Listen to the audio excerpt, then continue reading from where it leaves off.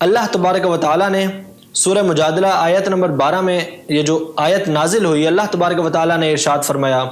یا ایھا الذین آمنوا اذا ناجیتم الرسول، اے ایمان والو جب تم نبی اکرم کے پاس آؤ اور ان سے کوئی سرگوشی کرنا چاہو، یعنی ان سے کوئی مسئلہ پوچھنا چاہو، صحابہ آتے تھے وہ آ کے آقا علیہ الصلوۃ والتسلیم سے کان میں یا سرگوشی کرتے ہوئے اپنا مسئلہ دریافت کرتے، حضور انہیں جواب دے دیتے۔ تو اللہ تبارک و تعالیٰ نے فرمایا، اے ایمان والو جو تم نبی اکرم سے سرگوشی کرنا چاہو اور سوال کرنا چاہو، فقدموا بین یدی نجواکم صدقہ، تو آنے سے قبل صدقہ دے کر آؤ،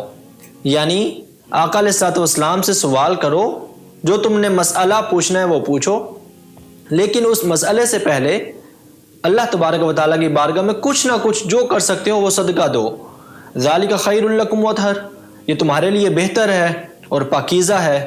فإن لم تجدوا فإن اللہ غفور الرحیم، اگر تم ایسا نہ کر سکو تو اللہ تبارک و تعالیٰ معاف فرمانے والا ہے۔ جب یہ آیہ کریمہ نازل ہوئی، حضرت سیدنا علی المرتضیٰ شیر خدا کرم اللہ تعالی وجہ الکریم نے یہ آیہ کریمہ سنی تو آپ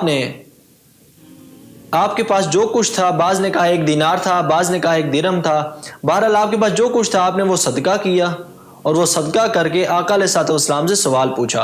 اور بعض نے فرمایا کہ آپ نے 10 سوال پوچھے، مختلف سوال، یعنی کہ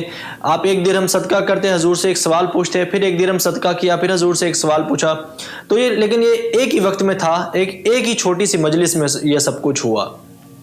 جب حضرت علی المرتضیٰ شیر خدا کرم اللہ تعالی وجہ الکریم یہ سب کر چکے، یعنی کہ آپ نے صدقہ دیا اور آقا علیہ الصلوۃ والتسلیم سے سوال پوچھے، حضور نے ان کے جواب عطا فرمائے، یعنی کہ اس آیہ کریمہ پر جب حضرت علی المرتضیٰ نے عمل کر لیا تو اللہ تبارک و تعالیٰ کی طرف سے یہ آیہ کریمہ منسوخ ہو گئی۔ منسوخ یعنی کہ اللہ تبارک و تعالیٰ ایک حکم نازل فرماتا ہے، اور جب اللہ تبارک و تعالیٰ کی منشا ہوتی ہے تو وہ دوسرا حکم نازل فرما دیتا ہے جس سے پچھلا حکم منسوخ ہو جاتا ہے، یعنی کہ اب پچھلے حکم پر اب عمل نہیں کیا جائے گا۔ لہٰذا یہ قرآن پاک کی وہ آیت ہے جس پر روئے زمین پر تمام صحابہ میں، تمام مسلمین میں سوائے حضرت علی المرتضیٰ رضی اللہ تعالی عنہ کو کسی اور کو عمل کرنے کا موقع نہیں ملا۔ اس آیت پر صرف اور صرف حضرت علی المرتضیٰ نے عمل کیا ہے اور کسی نے عمل نہیں کیا۔